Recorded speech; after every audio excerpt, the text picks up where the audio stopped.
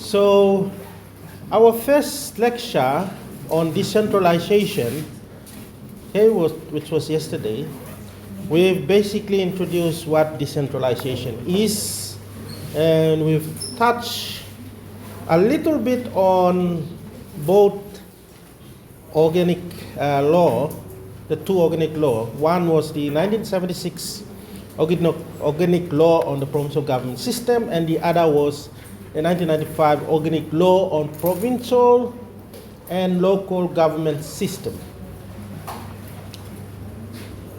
So the lecture was more focused on introducing decentralization and talking about the issues that arise around the two organic laws. And more importantly, introducing the factors and determinants that affected the decentralization system in Papua New Guinea. So basically, the first aspect of the lecture, we've discussed about what decentralization is. But basically, decentralization is is an essential component of any representative democracy. It is one part that makes representative democracy becomes meaningful. So if you have a decentralization system that does not function well, then it also adds to the credibility of the idea of a representative democracy or a democratic system of government. So what decentralization means, and according to your lecture, is the transfer of power, basically transfer of power from the central government to the provincial original governments. Important. We can't fit 11 million people in Port Moresby. It's very hard to fit them, right? So our population is scattered around the political, geographical, let's say, terrain and environment of Papua, or the nation state called Papua New Guinea. So in such instances, decentralization becomes important so that people feel that they are part of a nation state. So this idea of representative democracy is being felt at the local level, at the level, at areas that is outside of the central administration, or where the central government lies. All right? Hence, the reason for a successful decentralization system in any democratic country. Now, the importance of decentralization is that it enhances local government. So when our people living in the most remotest part of this country, I always draw an example, to the teleforming people, West Sepik, on the borders of Papua New Guinea and Indonesia. So these people are far off reach from government services. So if in an effective decentralization system, they are supposed to be, or to feel government services, to be part of government services. Hence, the importance of decentralization is to enhance local government and, importantly, bring decision-making closer to the people. So whatever decisions that are made in Waigani must be felt, people or communities around the teleforming area must be part of the decision-making that is made in Waigani. So how is that decentralization taking place? And there are three types of it: fiscal decentralization, administrative decentralization, and political decentralization. Fiscal decentralization, when government passes a budget, let's say government passed a budget to build an high school, all right? If the people in teleforming do not receive that high school, then what's the point of, or part of that decision making? Then what's the point of this decentralization system?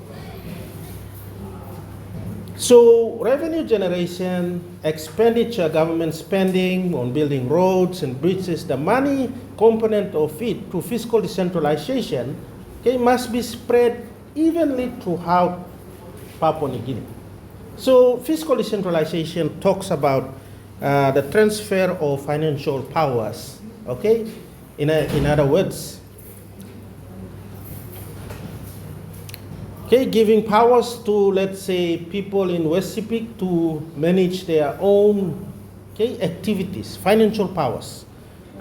Administrative decentralization talks about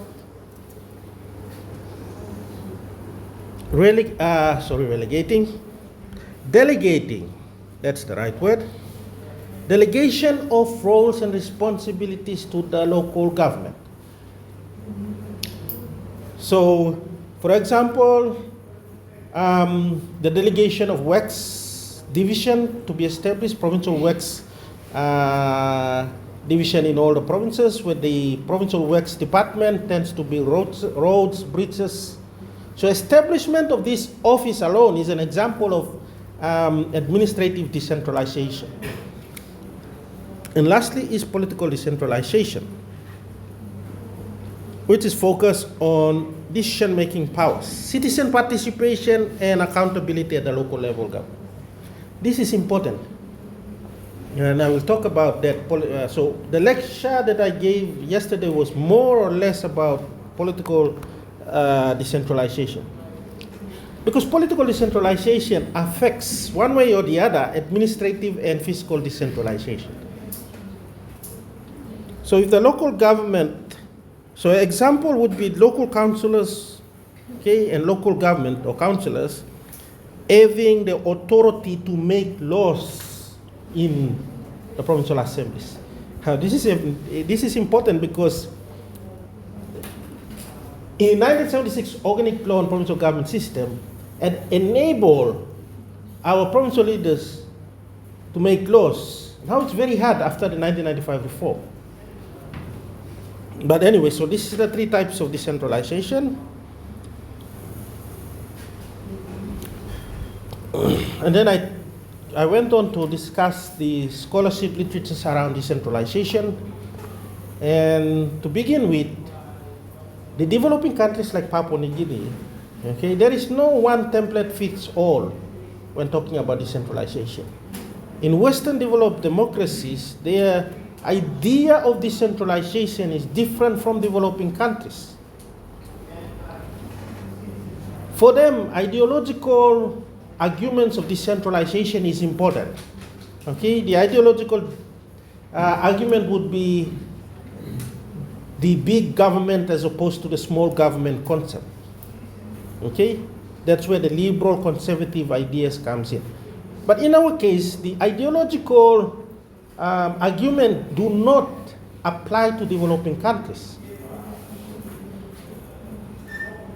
Developing countries have a different set of criteria when talking about decentralization. We do not have a functioning political party system.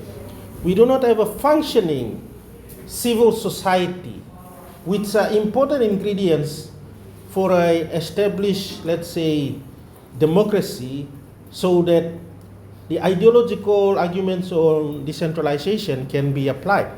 So not in our case. So important for us is how best we have a decentralization system that fits the ethnic or ethnicity structure and the regional divide that we have in our country. So that will be the basis. So ours is more structural than ideological. All right?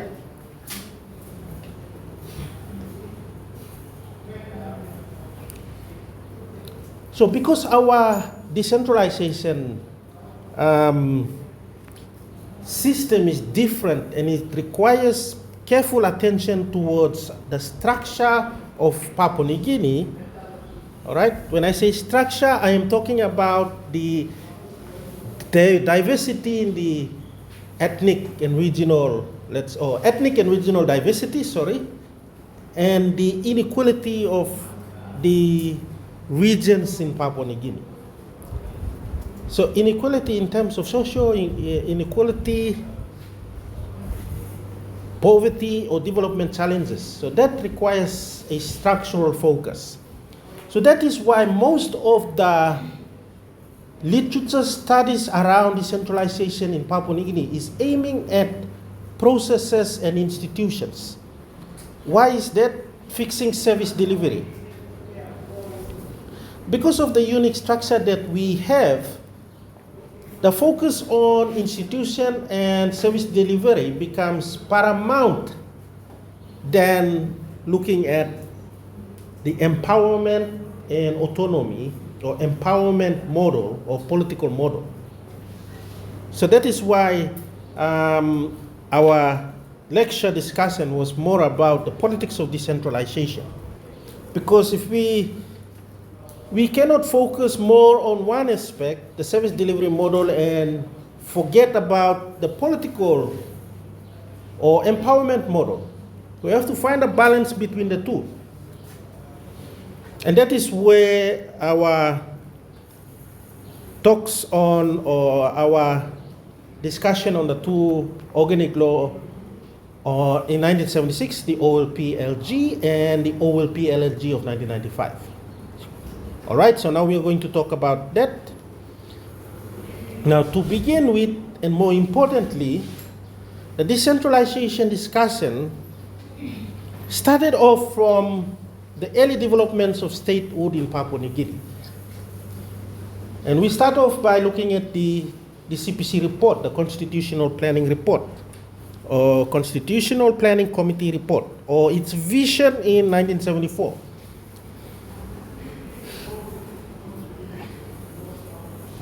Now, the vision of the Constitutional Planning Committee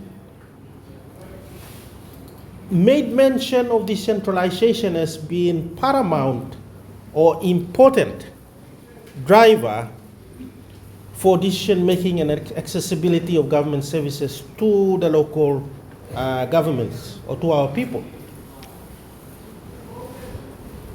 So that idea alone laid the groundwork for decentralization afterwards. And then we have 1975, 1st September, when the Bougainville decided to separate from Papua New Guinea. And then a compromise was made. All right? That compromise was made through the creation of the organic law on the provincial government system.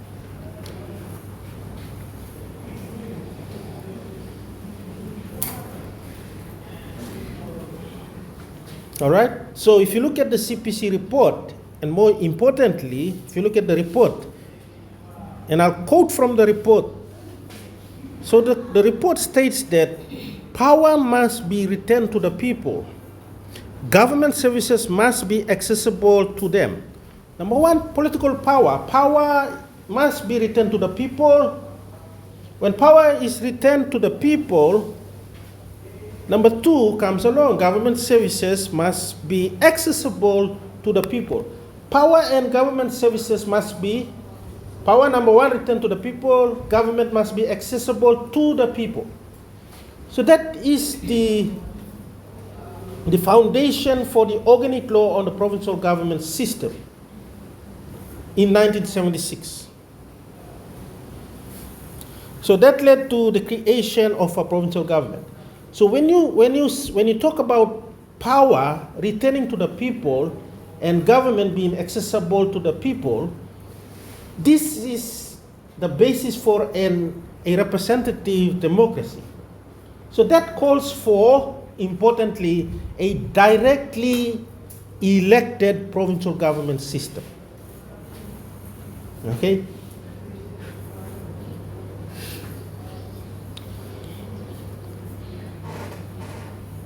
So in that 1976 organic law, that calls for the law itself talks about autonomy, the kind of autonomy that the provincial government today are talking about. That The 1976 Organic Oil PLG, Organic Law and Provincial Government System, already had autonomy arrangement written all over it. Not until 1995. Now what happened? There were two issues that faced the provincial government system after 1976. Mismanagement and non-performance. All right? Mismanagement and non-performance affected the function of a provincial government system after 1976. Now, if you look at the literature surrounding that, you would notice that mismanagement and poor performance is attributed to the capacity of each provincial governments to handle decentralization. Some provincial governments were not ready for decentralization or provincial government. Say, for instance, Gulf Province, for that matter. So, probably the idea of granting all 20 provinces, granting provincial status to all 20 provinces was not a good idea at all. Okay? Probably they should do a selective approach. A selective approach would mean that you grant provincial status to those provinces that are capable of handling provincial government system. All right, that's a selective approach. That was later, and we'll talk about that on Monday, later being brought up through the autonomy arrangement. Okay, and now selective engagement, something like that, where you will qualify for a provincial autonomy status if you meet certain criteria. All right, so that was not discussed in the 1976 law. And I think the reason behind that was the Somali government back then, wanted unity.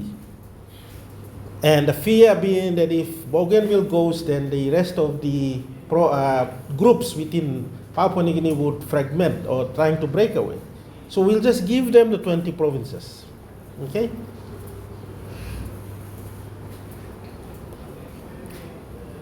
Now, what happened importantly is that because of mismanagement and non-performance issue, 1983 amendment to the provincial government system came on board. And that amendment, is important because now the government, central government now has the power to dismiss provincial government status on the basis of non-performance and mismanagement. So after 1983 up until the 1990s, a lot of provincial governments have been suspended.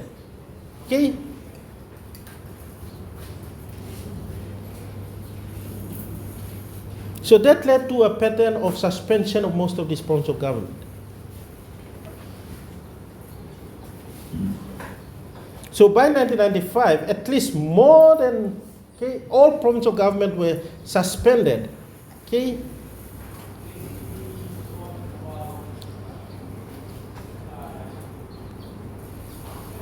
So Monday we will talk about the dominance of national MPs, but it's important that we understand, the issues of provincial government system, 1976 law. So 1976 law talks about empowerment as a result of CPC, the vision that is, or envisioned by the CPC report. However, giving to 20 provinces away did not, had challenges, and the challenges came in the form of mismanagement and poor performance. In the 1983 amendment, by 1995, a lot of provincial governments in Papua New Guinea were either suspended once, Out of that came the 1995 Organic Law on Provincial and Local Level Government.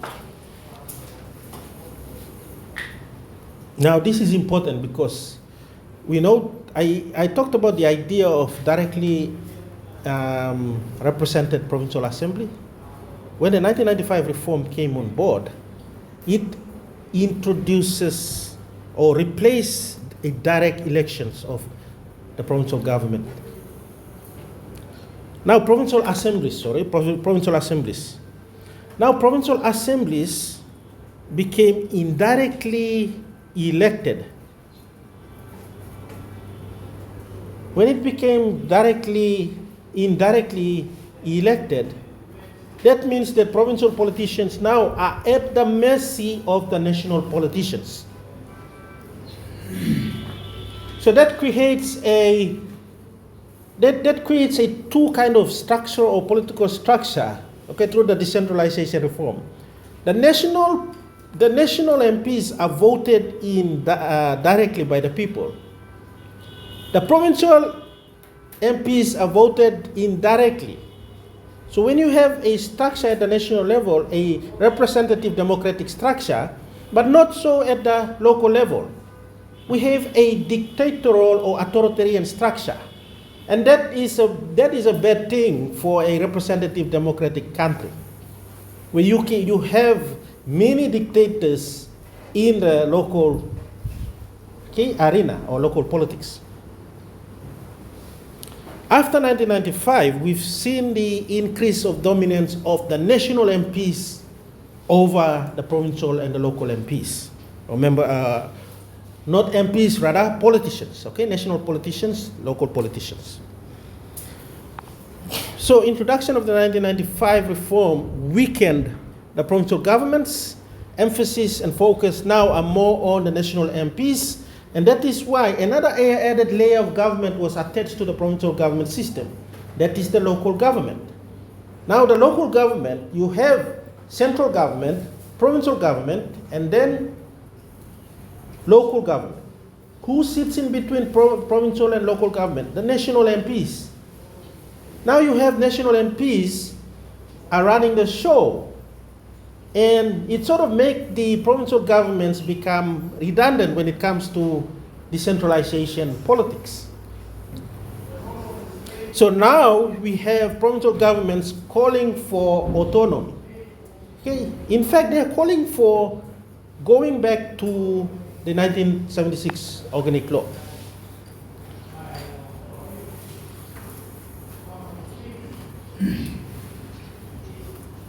So we have until after 1995, various reforms have been put in place, and then the big one was in 2014, the DDA Act. All right? The DDA Act now gives prominence to the national MPs who sits and chairs the district development authorities.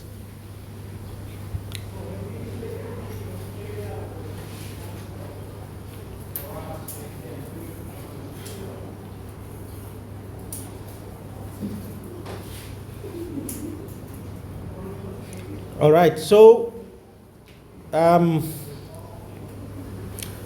1995 reform, important is that we understand that now we have an indirectly elected provincial assemblies, and that weakens the provincial government system. In addition to that, it consolidates and strengthens the national MP's role in service delivery in the provinces. That culminated into the 2014 District Development Authority Act. And the provincial governors now are calling for autonomy because they have seen the rise of national MPs and seeing that provincial assemblies or provincial governments are becoming not important in the scheme of things. That is where the autonomy discussion comes into the decentralization politics. Now, in order to understand autonomy, we have to talk about Bougainville's autonomy, because there is a lot of confusion between the autonomy arrangement that we have and the Bougainville's autonomy. So Bougainville's autonomy arrangement was a byproduct of a civil conflict, a long civil conflict started in 1989 until the peaceful talks in 2000. So the peace agreement calls out for autonomy as part of the peace deal.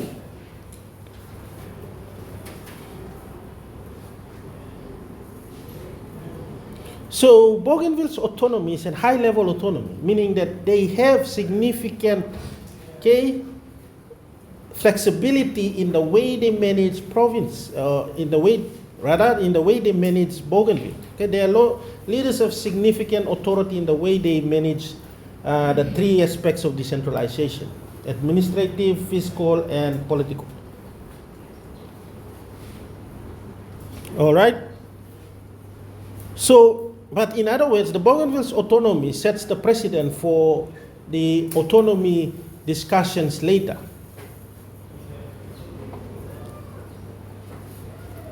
And we will talk about the two aspects of autonomy in next week's lecture, but as a way of introduction, Bougainville's autonomy is not the same autonomy arrangement as those that East New Britain, Anga, and New Ireland is talking about, or having, or being established.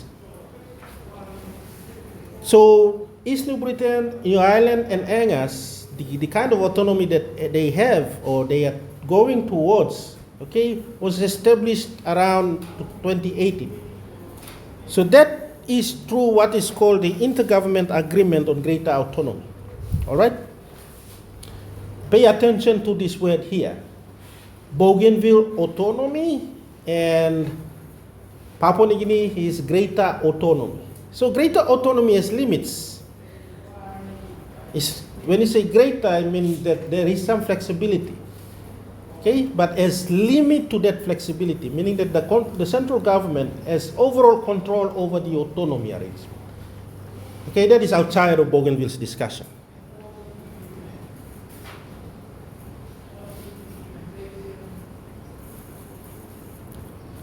So the greater autonomy arrangement, is more focused on, number one, financial and administrative matters. They're not focused on political matters. They're not focused on the political type of decentralization. They're focused on fiscal and administrative decentralization. All right? So in next week's lecture, we are going to look in detail on the dynamics and factors of decentralization. That is part 2. So with that, this concludes our tutorial discussion for decentralization lecture that we have yesterday.